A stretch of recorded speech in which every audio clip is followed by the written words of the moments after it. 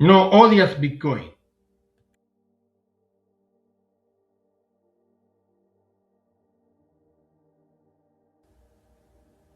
Hola, soy Érico Rodalbi, desde el canal de YouTube Érico Rodalbi Contigo. Y este podcast será de impacto para todos, sin mentiras y con datos reales y actuales. ¿Te molesta Bitcoin? ¿Te parece una burbuja? ¿Te parece un engaño? ¿O simplemente no lo entiendes? En este episodio no vamos a hablar de su precio ni de cómo comprarlo. Vamos a hablar de algo más profundo. Porque lo que realmente molesta no es Bitcoin, es lo que te obliga a cuestionar. Y esa pregunta, esa incomodidad, es lo que vamos a cuestionar hoy. La manera en que ves no solo el dinero, sino el mundo. Hoy miraremos más allá del valor del mercado. Vamos a cuestionar qué es el dinero realmente, qué es lo que Bitcoin está desafiando en nuestra vida. Antes de hablar de Bitcoin, necesitamos entender lo que ya damos por sentado. ¿Qué es el dinero? Es una pregunta simple pero poderosa. La respuesta no es tan sencilla como creemos. El dinero es algo que usamos todos los días, pero ¿qué es? ¿Una moneda, un billete o un número en un banco? Desde antiguos intercambios de bienes hasta el oro, el dinero siempre ha sido una promesa de valor futuro. Pero ¿quién hace esta promesa? ¿Quién da valor al dinero? Los gobiernos, los bancos y las instituciones nos dicen que esa es su función. Pero ¿qué pasa cuando esas instituciones fallan? ¿Qué pasa cuando esa confianza se quiebra? En 2008 vimos cómo los sistemas financieros mundiales colapsaron y lo que surgió de la ceniza fue la idea de algo nuevo, Bitcoin. Bitcoin no es solo una moneda, es una respuesta a una pregunta incómoda. Bitcoin se plantea no solo como dinero, sino como una respuesta a la falta de control que sentimos sobre nuestras finanzas. Pero, ¿por qué es tan difícil para muchos aceptarlo? Porque en su núcleo Bitcoin no solo nos desafía a pensar en el dinero, nos desafía a pensar en el poder. Volvamos al 2008. Bitcoin nace en medio de la crisis del 2008, cuando los bancos colapsaron y los gobiernos salvaron a las grandes instituciones financieras, los bancos, con nuestro dinero. Sí, el dinero del contribuyente. Satoshi Nakamoto, un seudónimo, apareció con una solución. Pero no solo una solución, con una moneda digital, una filosofía algo descentralizada, con el fin de los intermediarios. Bitcoin propuso algo radical, el control total del dinero en tus manos, el control total del dinero en la gente. ¿Quién puede entender esto? ¿Quién puede aceptarlo? ¿Qué ha pasado desde entonces? Que el Bitcoin ha luchado y lucha con ser aceptado por las instituciones financieras, los bancos, pero también con los usuarios, creando una cultura de Bitcoin en ellos de personas que prefieren ser sus propios bancos. Te pregunto, ¿te has preguntado alguna vez por qué nos cuesta tanto imaginar un sistema sin banco? ¿Por qué nos sentimos inseguros ante algo que no podemos controlar completamente? Te hago otra pregunta. Entonces, ¿qué es el Bitcoin? Bitcoin no es solo una moneda en la red, es un registro digital, una base de datos global, donde las transacciones se graban para siempre en un libro contable transparente y público. Para entender Bitcoin necesitamos entender la minería de Bitcoin. Sí, una figura central como un banco. Entonces, ¿quién valida las transacciones de los Bitcoin? Los mineros. ¿Cómo lo hacen los mineros? Ellos usan poder computacional para resolver problemas matemáticos complejos, garantizando la seguridad de la red. ¿Quién asegura que este sistema es confiable? Aquí está lo único que importa, la red. Bitcoin no depende de un sistema centralizado, depende de millones de usuarios, de códigos, de computadoras en todo el mundo. ¿Las cantidades de Bitcoin son limitadas? La respuesta es sí. Solo existen 21 millones de Bitcoin. Eso lo hace muy diferente de las monedas tradicionales, que pueden ser impresas sin fin. Te hago una pregunta de reflexión. Si tuvieras que confiar en algo, ¿en quién confiarías más? ¿En un gobierno, en un banco o en un sistema basado en un código que no depende de nadie?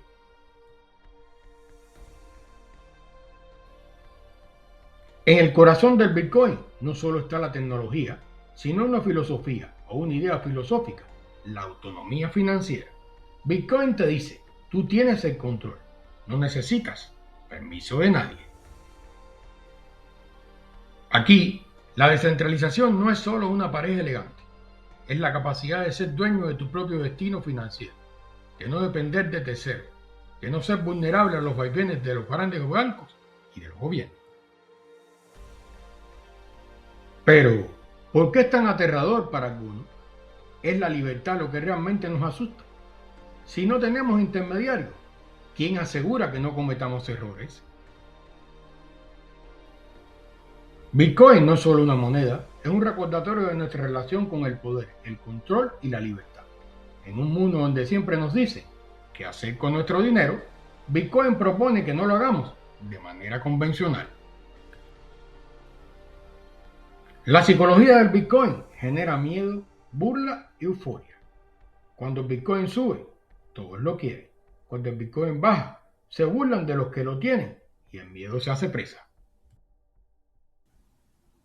¿Sabes por qué? Porque al final la gente le teme al Bitcoin, le teme a lo que el Bitcoin les obliga a cuestionar, el sistema tradicional y la estabilidad que nos promete.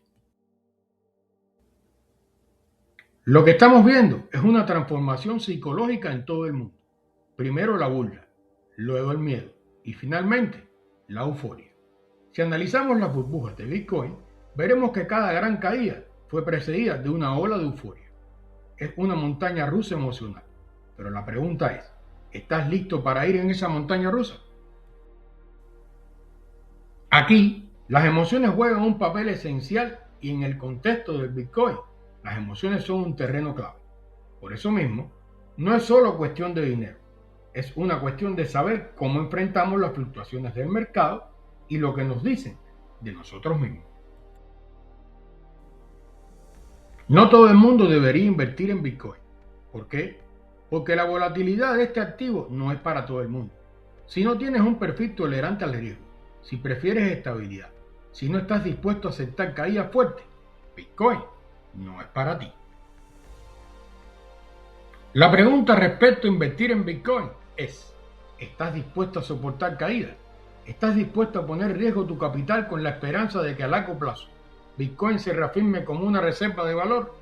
La verdad es que Bitcoin es para los valientes, para los que aceptan el riesgo con la convicción de que el sistema actual no es suficiente. Hablemos del precio hoy del Bitcoin y especifico la fecha, febrero 15, 2026, para que cuando pase el tiempo y alguien mire este podcast, no comente que estoy equivocado. Al empezar este 2026, el Bitcoin ha caído desde sus picos más altos, pero ¿es eso una oportunidad o una señal de que el cripto invierno está aquí? El precio del Bitcoin en el día de hoy está en torno a los $68,000 a $69,000. Algunos creen que con la creciente adopción, Bitcoin podría alcanzar los $120,000 o más para finales del 2026. Otros creen que podría bajar a niveles más bajos si seguimos en un ciclo bajista. No hay certeza sobre esto. No olvidemos que el mercado está regido por emociones, no solo por hechos. Muchos se preguntan, ¿seré millonario si compro Bitcoin? Esta es la pregunta del millón, pero la realidad es que no, ya que depende de cuánto tengas y cuánto lo compraste. El futuro es incierto. Antes de terminar, hay algo más que quiero decir y tal vez es lo más honesto de este podcast. Durante años escuchamos que Bitcoin era refugio, que cuando el mercado cayera, Bitcoin se mantendría firme, que sería el oro digital en medio del caos, que cuando el sistema financiero temblara, Bitcoin sería la roca. Sin embargo, cuando el mercado tembló recientemente, Bitcoin también tembló. Y entonces muchos se sintieron confundidos y vendieron, porque no era lo que esperaba. Se suponía que era cobertura, se suponía que era protección, se suponía que iba a comportarse distinto. Y ahí aparece la pregunta incómoda. ¿Estábamos comprando una convicción o estábamos comprando una narrativa? Tal vez el problema no es Bitcoin, tal vez el problema es que queríamos que fuera algo que todavía no es. Bitcoin es joven, es volátil, está en proceso de maduración y en muchos momentos se comporta más como un activo de riesgo que como un activo de refugio. ¿Bitcoin se rompió o está roto? Por supuesto que no. Bitcoin está construyendo su lugar en el sistema financiero. La verdad es que muchas personas no querían descentralización, no querían autonomía, querían tranquilidad, querían que algo subiera cuando todo bajara, algo que les quitara la ansiedad, algo que los hiciera sentirse protegidos. Pero ningún activo elimina la incertidumbre, ninguno, no lo olviden. Tal vez Bitcoin no falló, tal vez fallaron nuestras expectativas, porque convertimos una idea en un salvavidas emocional. No odias Bitcoin, odias cuando no cumple la narrativa que te prometieron. Odias Bitcoin cuando te obliga a aceptar que el riesgo existe, que la volatilidad no desaparece, que la libertad financiera viene con responsabilidad. Bitcoin no te da paz automática, te da autonomía, si sabes lo que estás haciendo. Y tal vez esa es la lección más madura de todas. No se trata de buscar un activo que nos quite el miedo, se trata de entender qué tipo de personas somos frente al riesgo. Porque al final, Bitcoin no vino a salvarte el sistema, vino a obligarte a entenderlo. Yo te doy un consejo. No es seguro que te vuelvas millonario con Bitcoin. Por lo tanto, no pongas toda tu vida financiera solo en Bitcoin. Al final, no es el santo grial. Es una herramienta, una apuesta, una opción más en tu portafolio de inversión. Y como apuesta, tiene un riesgo. Bitcoin no vino a reemplazar el dinero. Vino a obligarnos a preguntarnos qué es el dinero realmente. No odias Bitcoin. Lo que odias es la incertidumbre. Lo que odias es que nos obliga a salir de nuestra zona de confort y pensar en nosotros mismos. La pregunta no es si serás millonario, sino si serás capaz de tomar el control de tu propio futuro financiero. Si eso te parece valioso, entonces Bitcoin podría ser el comienzo de una forma de ver el mundo. Nos vemos en un próximo podcast.